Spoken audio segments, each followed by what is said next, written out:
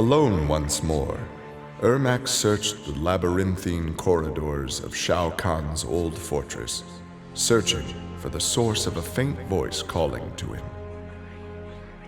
Suddenly, a wisp of dust brushed his chest, wrenching free one of his many souls. The dust took the form of a man who began to consume soul after soul. As the weakened Ermac stared helplessly, he recognized the mysterious figure. The sorcerer Shang Tsung, returned from death.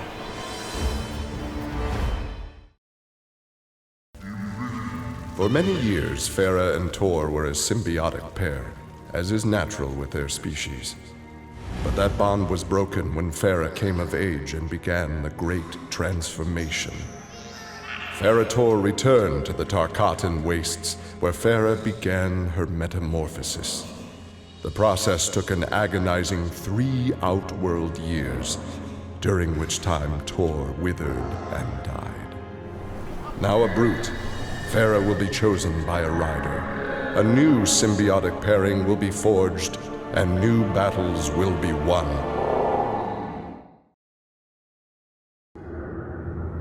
The Shokan had become outcasts for refusing to aid either side in the Outworld civil war. But with the conflict over, Prince Goro decided to re-enter the political landscape. Kotal Kahn's armies were weak from years of battle. Mileena's rebels were scattered. It was an easy matter for the Shokan to seize control. The newly crowned Emperor Goro had his rivals exterminated. No Aztec, Khitan, Edenian, or Tarkatan would usurp his throne.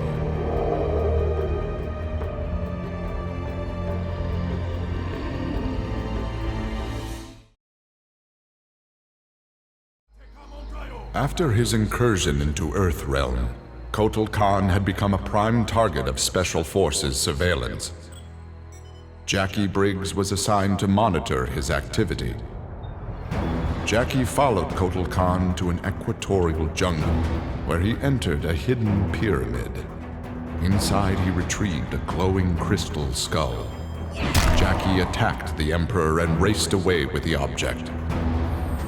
Jacqui was praised for her work, but couldn't help thinking her interference was what Kotal Kahn had wanted all along.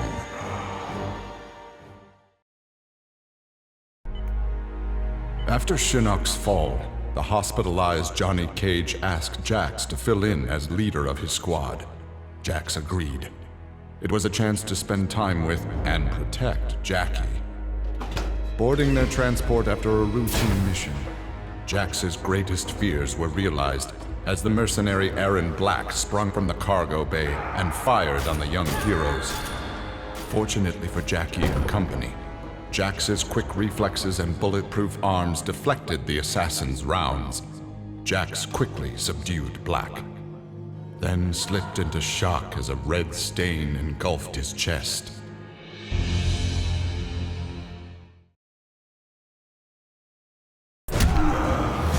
Johnny Cage's life had turned out to be stranger than any science fiction film, but he knew the final scene was approaching. With Raiden's direction, Johnny was able to sail to Shang Tsung's abandoned island fortress, where his adventure had begun, to contemplate his future. Amid the rubble, Johnny found an ancient tome. Its pages revealed that Shang Tsung had unraveled the secret to Edenian long life. Johnny Cage's retirement would have to wait.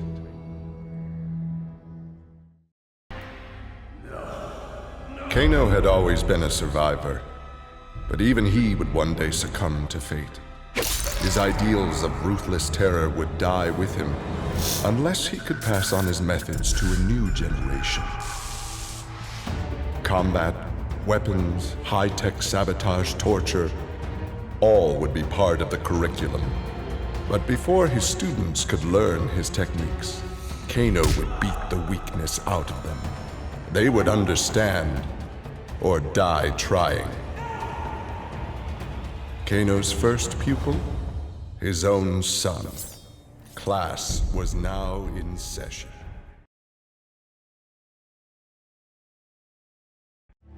Having defeated Shinnok, Kenshin joined Takeda on his quest to avenge his mother Su-chin's murder.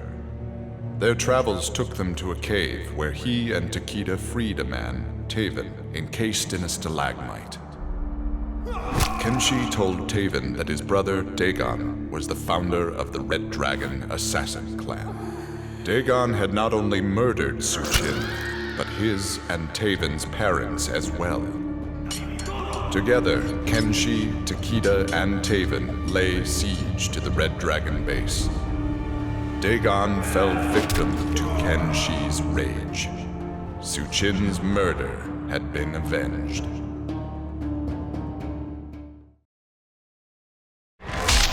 Kotal Kahn returned to Outworld determined to rebuild his forces. But Raiden defeated him in a surprise attack and claimed dominion over Outworld. Desperate, the Emperor called upon the Elder Gods to aid in preserving his sovereignty. They granted his request, invoking the most sacred of contests. Now, once every decade, Kotal Kahn must enlist his greatest defenders to face Raiden's challengers in mortal combat.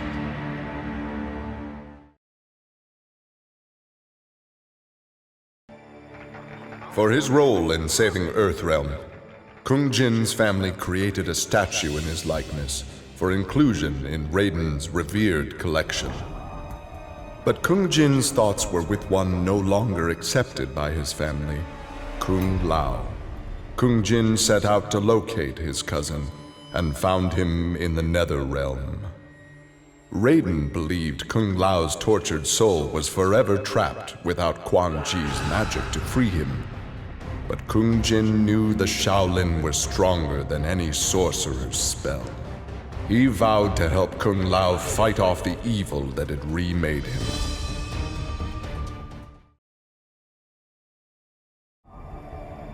After Shinnok's defeat, Kung Lao found himself trapped in the Netherrealm, his soul corrupted by Quan Chi's dark magic.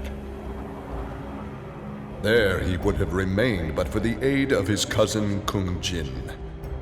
Together, their Shaolin strength repelled the evil sufficiently enough for Kung Lao to escape that dark realm and control his inner demons. Compromised but not lost, Kung Lao now exists as an agent of vengeance. He will show evil no mercy.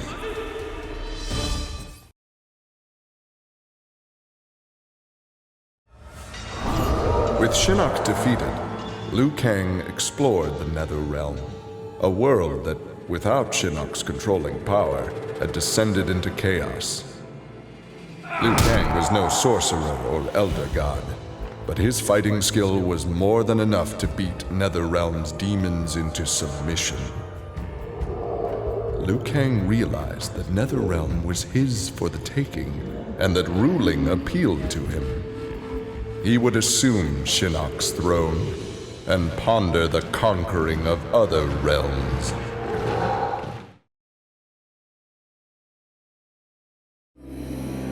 Overcome with exertion, Mileena collapsed and felt her soul gliding through the ether.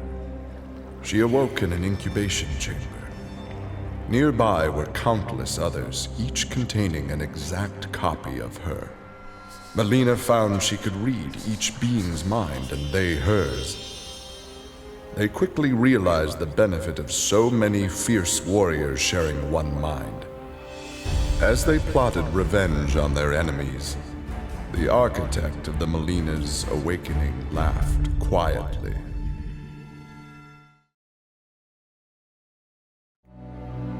Quan Chi had long been a servant of Shinnok. His role in freeing him from imprisonment had not gone unnoticed by the Elder Gods. Shinnok was no longer a threat, but Quan Chi's actions had given rise to a new power. After much deliberation, the Elder Gods contrived a plan to rebalance this power before it grew further. free will was burned from Quan Chi's soul and replaced with a single directive. He must kill Raiden.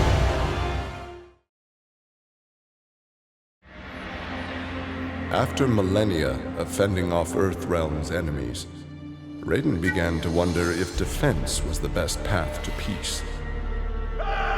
In a change of tactics, Raiden and the Shirai Ryu attacked Kotal Khan's armies before they could rebuild. They decimated the Emperor's forces, leaving Outworld at their mercy. The victorious Raiden claimed dominion over Outworld. The first of many threats to Earthrealm had been removed.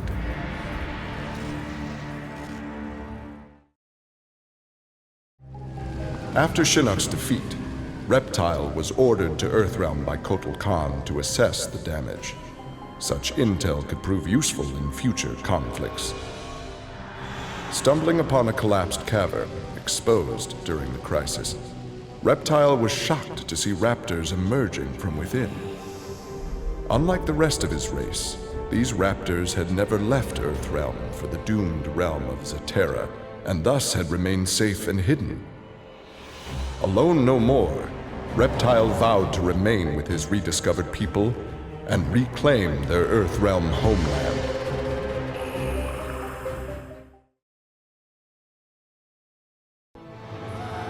Cassie Cage's impressive victory over Shinnok led Raiden to give her a new important task: hunting down a soul stealer. Cassie did not have to be told that the suspect could be a resurrected Shang Tsung. Having tracked him from the site of his last known assault, Cassie confronted the withered old man. He fought desperately but was ultimately defeated. As the old man lay dying before her, Cassie asked his name. With a mixture of sadness and relief, he whispered, "Shujinko."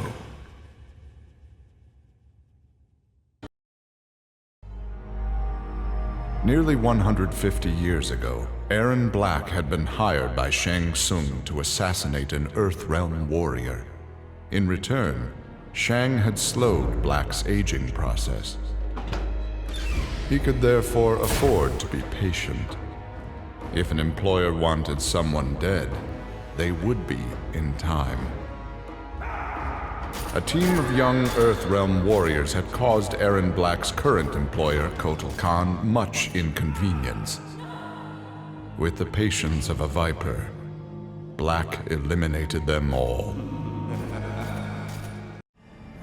Remorse for his role in resurrecting Shinnok weighed heavily upon Skorpion's soul. His desire for vengeance had brought Earthrealm to the brink of destruction. Skorpion offered to perform harakiri to atone for his offense. But Raiden suggested a more productive alternative. Instead of death, Raiden sentenced Skorpion to life. He imbued Skorpion with a small portion of the Jinsei's power, linking him to Earthrealm's essence. Skorpion and his Shirai Ryu clan would protect the Jinsei and Earthrealm forever. Exhausted by her ordeals, Sonya slipped into a deep sleep and began to dream. Kano held Jax and Cassie hostage. He made Sonya choose who would live and who would die. Seeing no way to free them both, she chose Cassie and screamed as Kano killed Jax before her eyes. Still screaming, she was awoken by Jhonny. He had horrific news. Jax was dead by an assassin's bullet.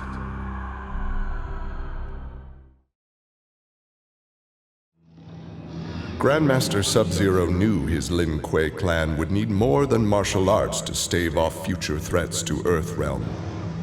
In the frozen reaches of Outworld, he found the answer: a female frost dragon with a clutch of eggs.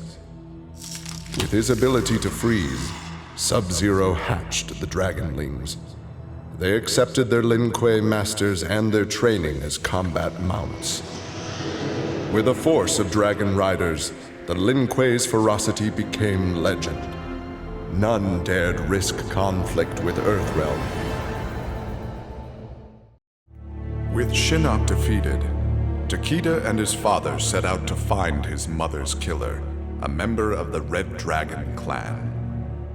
Special Forces tech enabled Takeda to locate the clan's base and disguise himself and Kenshin as they infiltrated their ranks. Deep within the mountain stronghold, Takeda discovered an actual dragon, a prisoner of the clan. The creature used its magic to divine the murderer's name, then transport Takeda and Kenshin to a faraway cave. There they discovered a man encased in a stalagmite. The dragon had said this man would also have reason to confront Su Qin's killer. Takeda began to free him.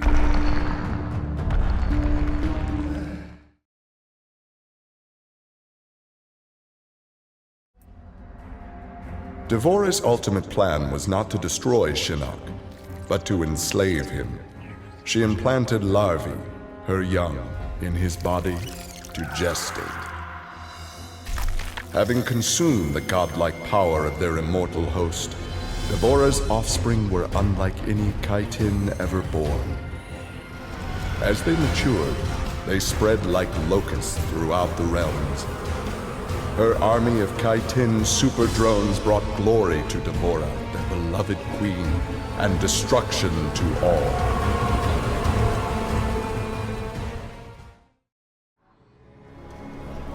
Kitana found herself walking the streets of a magnificent, shining city. This was Endiing, a realm freed from Outworld, and Kitana was its beautiful queen. This was the timeline unaltered by Raiden. Earthrealm had been destroyed by Shao Kahn, but Kitana had survived Armageddon and united the other realms to destroy him. Long-lasting peace was the result. Kitana awoke from this vision to find herself in the Nether Realm. She was not the queen of Endiing, but a revenant of hell, and she hated Raiden for it.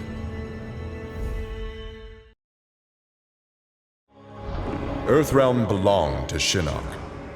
It became the staging area from which he would finish his war on the Elder Gods, which began eons ago.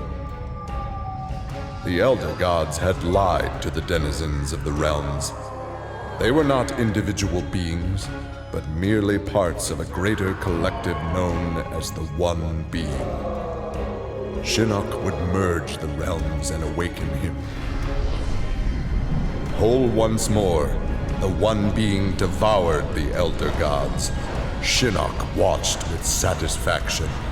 This reality had finally come to an end.